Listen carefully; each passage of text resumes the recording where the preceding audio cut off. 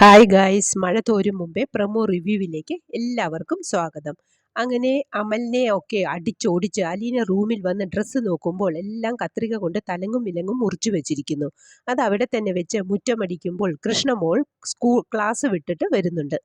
കൃഷ്ണയോടും ഡ്രസ്സിൻ്റെ കാര്യം പറഞ്ഞപ്പോൾ അച്ഛനോട് പറഞ്ഞോ എന്ന് ചോദിക്കുന്നുണ്ട് കൃഷ്ണ.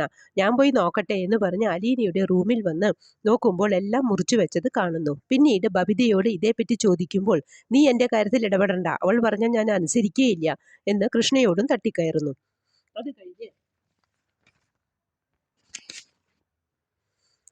കൃഷ്ണമോൾ ബാലചന്ദ്രനെ വിളിച്ചു പറയുന്നുണ്ട്. ബാലചന്ദ്രനും കീറി വെച്ചത് കാണുന്നു. രണ്ടുപേരെയും വിളിച്ചിട്ട് ചോദിക്കുന്നുണ്ട് ഇതാരാ ചെയ്തത് എന്ന്. ബാലചന്ദ്രന്റെ ദേഷ്യം കണ്ടപ്പോൾ ബബിത പറയുന്നുണ്ട് ഇത് ഞാനാ ചെയ്തത് എന്ന്.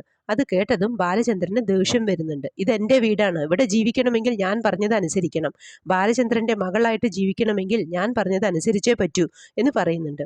അതും പറഞ്ഞ് ബാലചന്ദ്രൻ പോയതും ബബിത കൃഷ്ണമോളോടും അലീനയോടും മാറി അലീനയോടുമായിട്ട് പറയുന്നു എൻ്റെ ജീവിതത്തിൽ ഇടപെടാൻ നീയൊന്നും വരണ്ട, ഞാൻ നിനക്ക് ഇഷ്ടമുള്ളതുപോലെ ജീവിക്കും.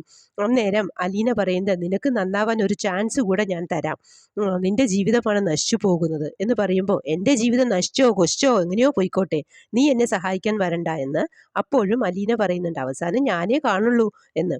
എന്തായാലും എൻ്റെ ജീവിതം നശിച്ചാലും നീ എന്നെ സഹായിക്കാൻ വരണ്ടടി പിശാചേ എന്ന് പറയുന്നുണ്ട് അലീനയോട്. ഓരോ ദിവസം കഴിയും തോറും കൂടുതൽ വഷളാവുകയാണ് ബബിതയുടെ പെരുമാറ്റവും സ്വഭാവവും രീതികളും എല്ലാം. അലീനയ്ക്ക് മാത്രം എല്ലാ രഹസ്യങ്ങളും അറിയാം. ഇതൊക്കെയാണ് പ്രൊമോ വിശേഷങ്ങളായി കാണിച്ചത്. പ്രൊമോ ഇഷ്ടപ്പെട്ടുവെങ്കിൽ ലൈക്ക് ചെയ്യാനും ഷെയർ ചെയ്യാനും സബ്സ്ക്രൈബ് ചെയ്യാനും സപ്പോർട്ട് ചെയ്യാനും മറക്കരുത്. അടുത്തൊരു എപ്പിസോഡിൻ്റെ പ്രൊമോവുമായി വരുന്നതുവരെ കാത്തിരിക്കുക.